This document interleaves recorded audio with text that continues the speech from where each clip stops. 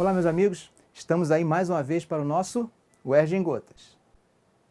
Nesse vídeo, vamos falar sobre história contemporânea. Vocês viram na nossa análise que fizemos dos assuntos que mais caem, qual o peso de história contemporânea? 70% da história geral é história contemporânea. Então, temos que enfatizar esses assuntos, os assuntos que realmente caem. Na aula de hoje, vamos trabalhar uma questão que analisa o seu conhecimento acerca de dois períodos da história americana. Quais são esses períodos? Início do século XX e década de 40 do século XX. O que você precisava saber para responder a essa questão? São duas imagens que tratam do Canal do Panamá. O que tem no Canal do Panamá que eles gostariam que você soubesse? Bom, vamos então falar desses dois momentos. Início do século XX está se referindo especificamente ao que a gente conhece como doutrina do Big Stick, que vai se relacionar, nesse mesmo período, com aquilo que nós chamamos de corolário Roosevelt. Quais são as origens dessa visão? Ok, vamos lá. Bom, gente, como que os Estados Unidos se relacionam com a América Latina? Isso tem um histórico. Se nós percebermos, desde 1823, nós temos lá a declaração do 5º presidente americano, que era James Monroe, onde ele declara a América para os americanos. Em alguns momentos, podemos encarar isso como algo positivo. Inclusive, essa política da doutrina Monroe vai incentivar os processos de independência em toda a América Latina, incluindo o Brasil. Avançando um pouquinho mais, chegaríamos ao corolário Polk. No corolário Polk, você tem um certo incentivo à autonomia das colônias a reconhecer a sua própria independência e escolher, por exemplo, estar na órbita dos Estados Unidos. No final do século XIX, nós temos o presidente McKinley, que vai desenvolver uma política externa em relação à América Latina razoavelmente agressiva. Como assim? Exemplos. A Guerra Hispano-Americana, que ele trava com a Espanha e traz a independência para Cuba. Quais são as consequências e o desdobramento desse processo de relação dos Estados Unidos com a América Latina? O próximo presidente, depois de McKinley, seria Theodore Roosevelt. É exatamente o presidente citado na questão.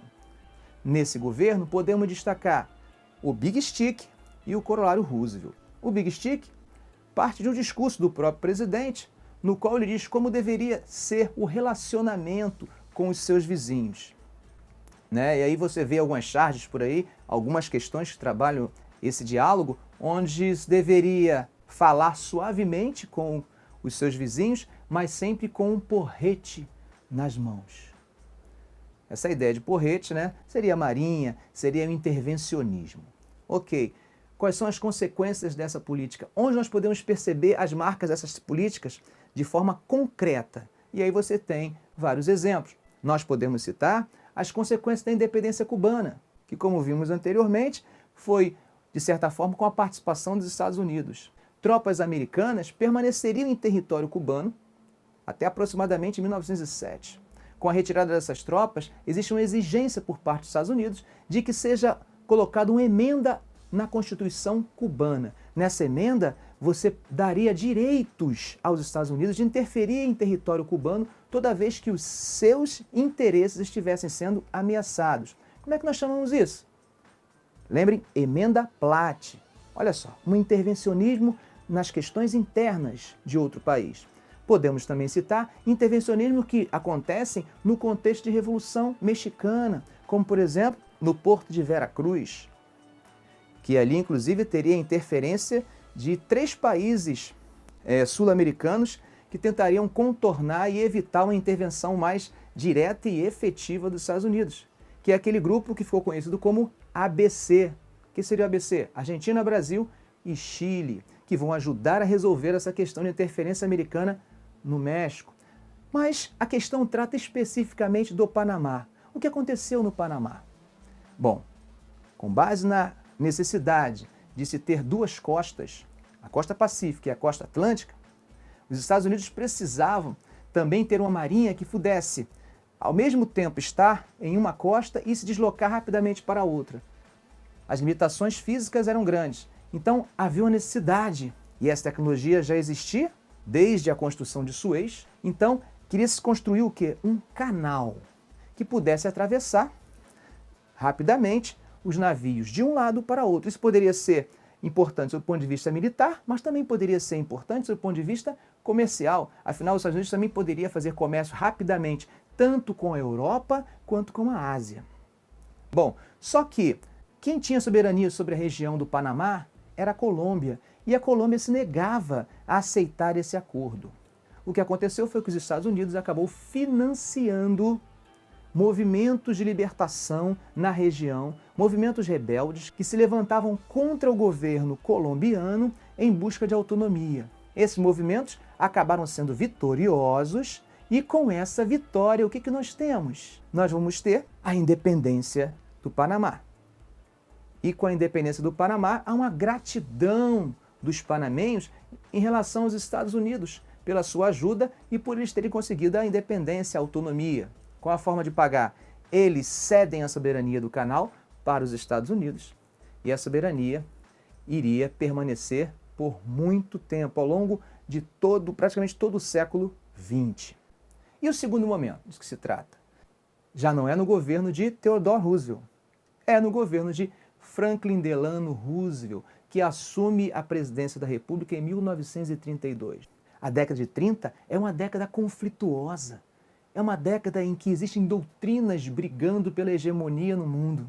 Você tem um liberalismo em crise, que é o que os Estados Unidos tentava representar na América, e você tem dois lados opostos discutindo e se colocando como novas possibilidades, que são o comunismo, com inspiração soviética, e o fascismo, que está se espalhando desde a década de 20, né, e vai tomar grande força na década de 30. Tanto o fascismo italiano quanto o fascismo alemão.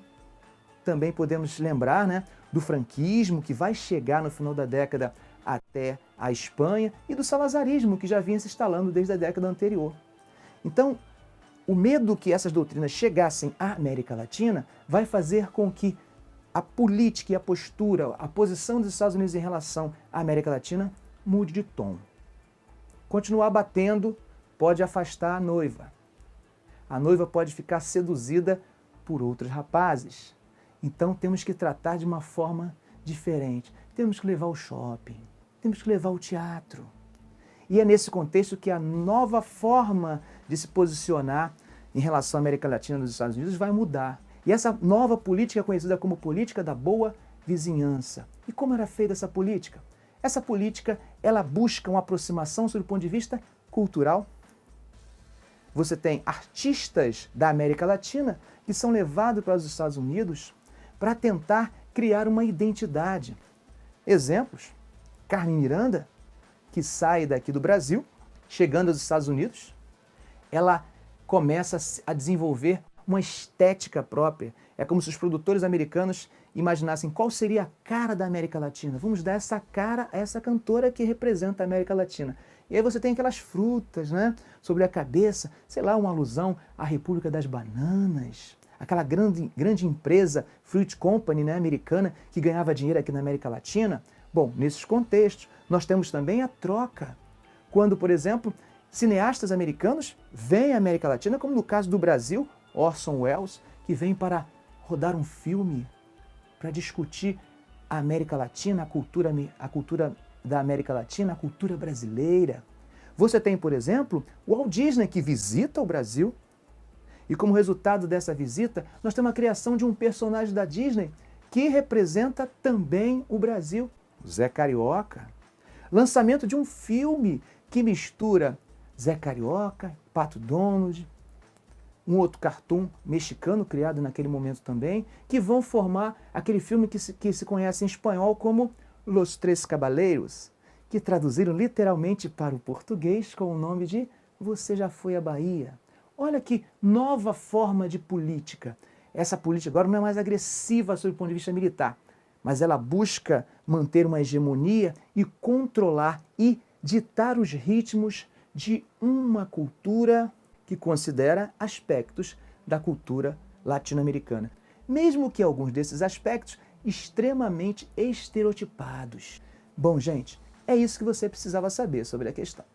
Vamos agora a uma novidade que eu estou colocando a partir deste vídeo. Todo vídeo que eu colocar a partir de agora, eu vou colocar um link no próprio vídeo. E a partir desse link você poderá fazer um simulado online gratuito acerca do tema abordado nesse vídeo. Então, por exemplo, se eu falei hoje de América Latina, de política externa na América Latina, considerei Roosevelt, considerei o Franklin, considerei o Theodore, considerei a política de boa vizinhança, Big Stick, a política do século XIX, nada melhor do que você dar uma revisada em como esses assuntos estão rolando. Então eu vou deixar uma média de 12, 15 questões simuladas online. Você vai poder fazer essas questões. Após acabar de fazer, você terá o teu resultado, tá? Estou anotando o percentual de acertos e também terá acesso ao gabarito e comentários da maior parte dessas questões. É uma forma de você fundamentar realmente o seu conhecimento, ok? Bom, nós trabalhamos nesse vídeo uma questão específica, tentamos dar um panorama geral para você compreender essa questão e agora você vai ter a oportunidade, caso queira, de aprofundar um pouquinho fazendo exercícios no modelo da UERJ. Ok, gente? Bom, mais uma vez eu digo, se você gostou desse vídeo, não deixe de dar um like. Se não gostou, dê um dislike, faça uma crítica, faça um comentário e aproveite esse botãozinho que tem aqui embaixo. Não deixe, se você ainda não fez, de assinar o canal. Valeu, galera! Um abração!